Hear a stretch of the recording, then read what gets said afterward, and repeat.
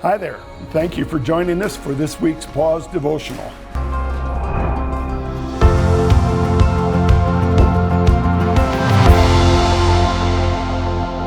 This week, in our Pause Devotional, we ran across Mark's Gospel, chapter 13.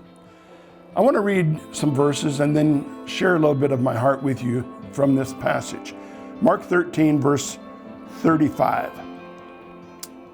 Therefore, keep watch, because you do not know when the owner of the house will come back, whether in the evening or at midnight, or when the rooster crows, or at dawn. If he comes suddenly, do not let him find you sleeping.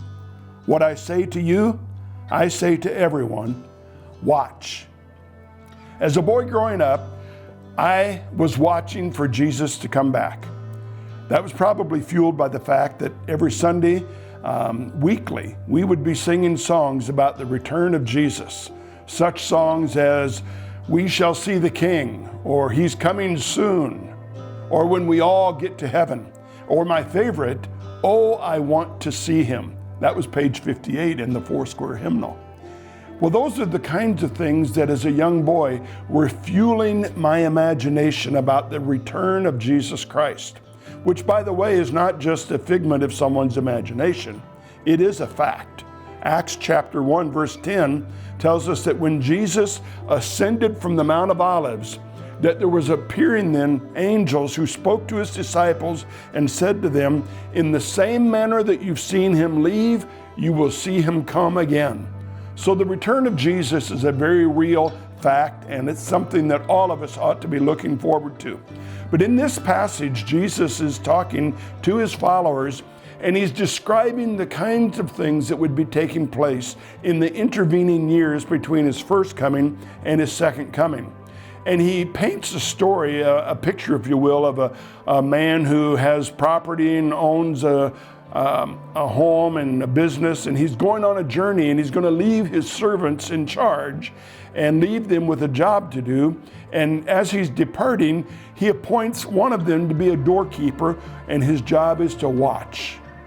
And then the story unfolds, and as it unfolds, it basically causes people to think, well, he's to watch for the return of the master, which I believe is the proper application of this passage. But it's not the only one. And it's there that I want to direct us as we think about our Pause Devotional today. Early in this chapter, Jesus says these words in verse 5, "Watch out so that no one deceives you." That can go unnoticed, but there is the idea of why should we be watching? In a day like we live in today, there are many things that are intended to distract us, to deceive us. And Jesus said, I want you to watch out so that you are not deceived by the things that are going on, things that are geared to make you throw in the towel when it comes to your faith, things that are to cause you to doubt the truth of God, to make you disbelieve the fact that Jesus is coming back again. Well, he is coming back again.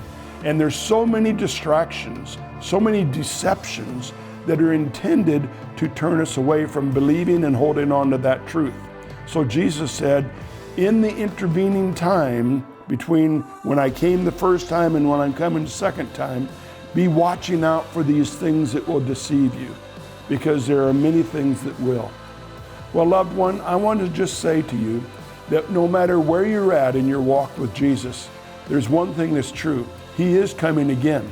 And there's much in our culture that would try to turn you away from that. Don't believe it. Believe the truth of God's word and do what Jesus said. Watch. Watch for whatever causes your heart to grow hungry for something other than God. Watch for the things that are going to cause you to believe the lie instead of the truth of who he is. And by the way, watch for when he comes again, because, I want to see him, and I want you to see him with me. Well, thank you for watching today and joining with us. And by the way, this devotional, as well as all of our others, are available on our website. And while you're there, don't forget to subscribe to our social media platforms. It's always a good thing to be watching for Jesus and watching for one another. God bless you.